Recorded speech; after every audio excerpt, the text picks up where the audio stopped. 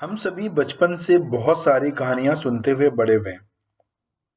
ऐसी कहानियां जिन्होंने हमारी जिंदगी पर गहरी छाप छोड़ी है और हर कहानी कुछ नए मायने सिखा के जाती है। तो आज ब्रेन एक्सचेंज पर एक और पुरानी कहानी जो हम बचपन से सुनते हैं, नए अंदाज में कई नई ट्विस्ट के साथ सुनेंगे और सीखेंगे। तो मैं मोहम्मद आरिफ एक बार फिर आप सभी का स्वागत करता हूं ब्रेन एक्सचेंज चैनल के एक और रिडिकुलसली इंटेलेक्चुअल लर्निंग के लिए।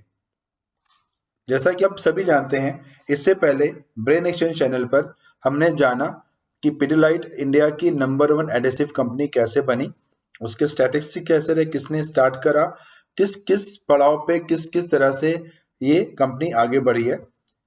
फिर हमने जाना इंडियन और ग्लोबल वाटरप्रूफिंग इंडस्ट्री के बारे में, और इस वाटरप्रूफिंग इंडस्ट्री में डॉक्टर फिक्सिट भारत का नंबर 1 वाटरप्रूफिंग इंडस्ट्री किन स्ट्रेटेजीज किन लर्निंग के साथ बना।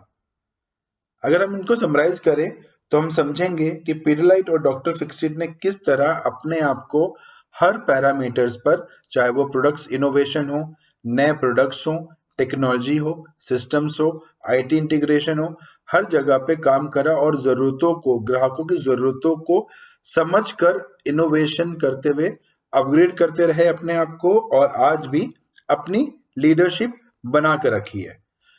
इसी लर्निंग को आगे बढ़ाते हुए, क्योंकि हमारे कई सारे कॉर्पोरेट वीडियोस हो चुके थे 2-3, तो थोड़ा इंटरटेनमेंट बनाने के लिए हमने एक नई स्टोरी जो हम बचपन से सुनते हुए हैं उसको नए अंदाज में आज सुनेंगे।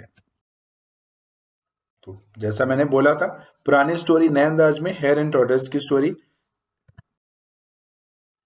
अगर आपने मेरा यूट्यूब चैनल सब्सक्राइब नहीं करा तो आपसे रिक्वेस्ट है कि आप सब्सक्राइब करें, लाइक करें और अपने जितने भी फ्रेंड्स हैं उनके साथ शेयर करें, और अपना महत्वपूर्ण फीडबैक देना बिल्कुल मत भूलें ताकि हम अपने आप को इम्प्रूव कर सकें। और अगर आपको वीडियो अच्छा लगा है तो भी कमेंट जरूर करें, यह हमें मोटिवेट। तो कहानी का पार्ट 1। सभी जानते हैं, खरगोश और कछुए में शर्त लगती है कि दोनों में से सबसे तेज कौन है। तो ये डिसाइड होता है कि ये दोनों एक रेस लड़ाएंगे और जो उस रेस को जीतेगा वो ही सबसे तेज कहलाया जाएगा। इस रेस को देखने के लिए गांव जंगल के सभी जानवर और पक्षी इकट्ठा होते हैं।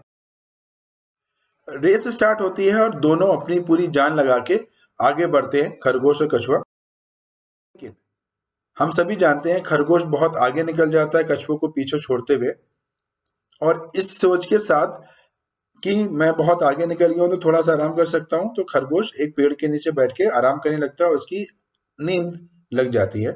लेकिन कछुआ अपने हिसाब से धीमे धीमे चलते चलते लगातार आगे फिनिश लाइन क्रॉस करता है और रेस जीत जाता है। सक्सेस कछुए को मिली, और हमने मोरल ऑफ द स्टोरी क्या सुना? Slow and study wins the race. यानी अगर आप स्लो हो लेकिन अगर आप लगातार आगे बढ़ते जाते हैं तो आप रेस हमेशा जीतेंगे। लेकिन जैसे मैंने बोला था, यहाँ पे ट्विस्ट है। इस कहानी का अगले भाग जो कई पार्ट्स में है आपके सामने पेश करेंगे। तो रेस खत्म होने के बाद खरगोश ने पूरा सोचा, रूट कॉज एनालिसिस करा, और उसने जाना कि मैं हारा क्यों। तो उसको पता चला कि वो बहुत ही ज्यादा ओवर कॉन्फिडेंट था, केयरलेस था, रिलैक्स था, और उसने कछुए को अंडर एस्टिमेट करा कि मैं कछुए को बहुत आराम से हरा दूंगा और मैं आराम से जीत जाऊंगा। तो अगर ग्रांटेड ना लेता तो शायद इस तरह की हार का सामना ना कर। तो एक बार फिर खरगोश कछुए से शर्त लगाता है और पुरानी गलतियों से सीख कर इस बार तेजी से आगे। और नो डाउट इस बार खरगोश बहुत आसानी से रेस को जीत जाता है। तो यहाँ पे हमने को सीखने को क्या मिला कि अगर आप फास्ट हैं और कंसिस्टेंट हैं तो आप हमेशा स्लो और स्टडी को बीट करेंगे। तो यहाँ पे हमने क्या सीखा? खरगोश ने अपनी पुरानी गलतियों से सीखा, रूट कॉज एनालिसिस करा और उन गलतियों को नहीं दोहरा के अपने आप को जिताया, और खरगोश ने बहुत आसानी से कछुए को हरा दिया। लेकिन यहाँ पे एक और ट्विस्ट है। इस बार कछुए ने रूट कॉज एनालिसिस करा कि नहीं यार, मैं इस तरह से तो खरगोश को नहीं हरा सकता, तो मुझे कुछ नया करना पड़ेगा। तो इस बार उसने बोला खरगोश से कि नहीं, इस बार अभी हम लोग रेस लगाएंगे, लेकिन एक नए रूट पे लगाएंगे। और खरगोश पूरी जानकारी लिए बिना ही उस रेस के लिए, इस बार क्योंकि खरगोश बहुत अच्छे से जीता था पिछली रेस में, तो ही वॉज वेरी कॉन्फिडेंट कि इस बार भी मैं बहुत आराम से जीतूंगा। खरगोश बिना किसी गलती के बहुत तेजी से आगे बढ़ता हुआ आगे पहुंचता है, लेकिन उसको जाके पता चलता है कि आगे तो नहर है। अब नहर खरगोश तो क्रॉस नहीं कर सकता, और कछुआ धीमे धीमे धीमे धीमे आके नहर पे पहुंचता है और नहर क्रॉस कर लेता है। एक बार फिर कछुआ जीत जाता है। तो यहाँ पे हमने क्या सीखा कि कभी भी कहीं पे भी बैटल फील्ड में आपको लड़ाई लड़ने से पहले अपनी कोर कॉम्पिटेंसीज यानी अपनी ताकत के बारे में जानकारी होना बहुत जरूरी है, और आपको अपनी स्ट्रेटेजी उसके हिसाब से ही बनाना पड़ेगा। क्योंकि कछुआ जानता था कि खरगोश नहर में पार नहीं कर सकता, इसलिए उसकी कोर कॉम्पिटेंसीज को ध्यान में रखते हुए उसने एक ऐसा रूट चुना जहां पे बीच में नदी थी, और उस रूट को कछुआ बहुत आसानी से क्रॉस कर सकता है, चाहे वो नदी तक पहुंचने में देर से ही क्यों ना हो जाए। कछुए ने अपनी कोर कॉम्पिटेंसीज के ऊपर ध्यान रखा, देखा। लेकिन जैसा कि बहुत बार रेस लड़ी, दोनों बहुत अच्छे दोस्त हो गए, और इस बार दोनों ने डिसाइड करा कि दोनों लोग मिलके इस बार रेस लड़ेंगे। तो इस बार खरगोश ने कछुए को अपनी पीठ पे बिठाया और सीधा नहर तक ला के आ गया। उसके बाद कछुए ने खरगोश को अपनी पीठ पे बिठाया, और एज ए टीम जब उन्होंने काम करा तो दोनों ही विनर रहे। और इस बार सरप्राइजिंग ये रहा कि ये रेस का समय बहुत कम रहा पुरानी वाली रेस से। तो यहाँ पे हमें क्या सीख मिलती है, अगर आप एज ए टीम काम करते हैं और अगर आप दोनों की कोर कॉम्पिटेंसीज को यानी दोनों अपनी टीम की स्ट्रेंथ को लेवरेज करते हैं, तो आपके चांसेस हमेशा जीतने के ज्यादा रहेंगे। क्योंकि आप जितने भी कॉम्पिटेंट क्यों ना हो, ये जरूरी नहीं है कि आप हमेशा ही अच्छा करेंगे। कभी ऐसा वक्त भी आएगा कि आप खराब करेंगे तो आपका टीम मेंबर आपके बिहाफ पे अच्छा करेगा। तो अगर आप टीम के अंदर अच्छा काम कर सकते हैं और अपनी एक दूसरे की स्ट्रेंथ को लेवरेज कर सकते हैं, तो आप हमेशा उस रेस में आगे जीतेंगे। लेकिन आपको यहाँ पे वेट करना पड़ेगा, क्योंकि एक छोटा सा ट्विस्ट, इसका थर्ड और अपग्रेडेड वर्जन एक और हमने अपडेट करा है आपके साथ। चलिए उस कहानी को भी ऐड करते हैं। जैसे ये तो नया अपग्रेडेड वर्जन था, तो इस बार रेस में कुछ नए रूल्स ले आए गए कि इस बार दोनों कछुए और खरगोश को जेट पैक्स दिए जाएंगे फ्यूल के साथ, और ये फ्यूल उनको हाफ जर्नी तक ही लेके जा सकता है। इस बार उन्होंने फूड और अलाउंसेस दिए गए, लंच पार्टी भी रखी गई मिडवे में, और जो भी उस लंच पार्टी में सबसे पहले पहुंचेगा उसको गेस्ट ऑफ ऑनर बनाया जाएगा।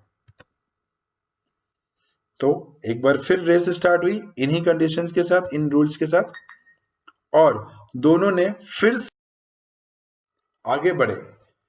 इस बार खरगोश ने अपना जेट पैक यूज करा इनिशियल स्टार्ट आगे पाने के लिए, और बहुत तेजी से आगे पहुंचते हुए वो मिड पॉइंट पे पहुंचा जहां पे वो उसे गेस्ट ऑफ ऑनर का रिवॉर्ड मिला। तो वहां पे उसने एंजॉय करा, रेस्ट करा। कछुआ अपनी वही पुरानी स्पीड से धीमे धीमे चलता रहा, और जैसे ही खरगोश को पता चला कि कछुआ थोड़ी देर में पहुंचने, तो खरगोश ने भी आगे निकल गया। कछुआ अपनी जगह पे पहुंचने के बाद हल्का सा लंच लेता है, फिर अपने जेट पैक्स का इस्तेमाल करता है, और उस वो खरगोश से बहुत आगे निकल जाता है, और एक बार फिर वो खरगोश को हरा देता है।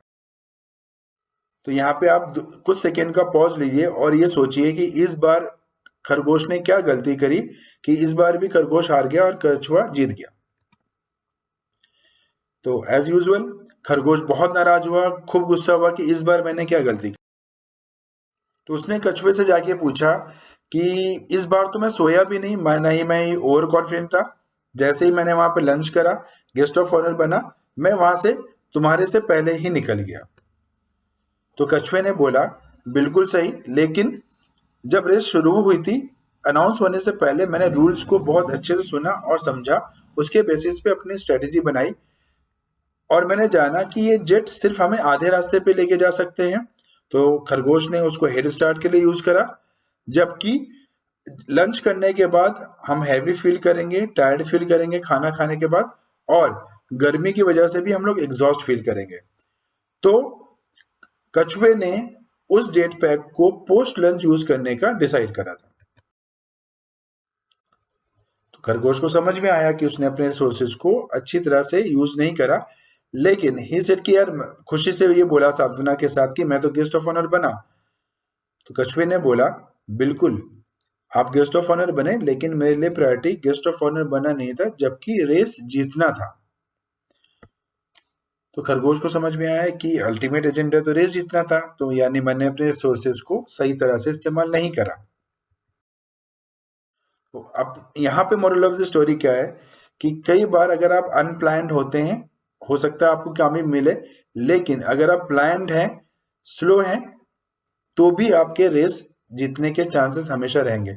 तो यहाँ पे ये हमें सीखने को मिलता है कि अगर आप बिजनेसमैन हैं तो आप अपनी स्ट्रेंथ को जानें, अपने रिसोर्सेज को देखें, आपके पास क्या रिसोर्सेज हैं, उनका इस्तेमाल आप अपने बिजनेस को बढ़ाने में कैसे कर सकते हैं। अगर आप सेल्स पर्सनल हैं या किसी बिजनेस को चला रहे हैं, स्टार्टअप को चला रहे हैं, तो आपको भी ये देखना है कि आपके रिसोर्सेज कैसे हैं, और ऑप्टिमम यूटिलाइजेशन रिसोर्सेज का करना बहुत जरूरी है अगर आपको हमेशा आगे रहना है अपने कॉम्पिटिटर के साथ। अगर आपको स्टोरी अच्छी लगी हो तो आपसे रिक्वेस्ट है आप इसको लाइक करें, मेरे चैनल को सब्सक्राइब करें, ताकि आपको ऐसे ही स्टोरीज और नए कॉर्पोरेट लर्निंग्स आपको मिलते रहें। और जैसा कि आप सभी को मालूम है कि ये यूट्यूब चैनल एक दूसरे के साथ अपनी लर्निंग को शेयर करने के लिए बनाया गया, तो आपसे रिक्वेस्ट है कमेंट ऑप्शन में जाके आपने इस कहानी से और क्या क्या चीजें सीखी वो जरूर मेंशन करें, ताकि ये लर्निंग्स हम लोग अपनी लाइफ में, professional life, business life, startup, किसी कहीं हर जगह पे अप्लाई करके अपने को कामयाब बना सकें।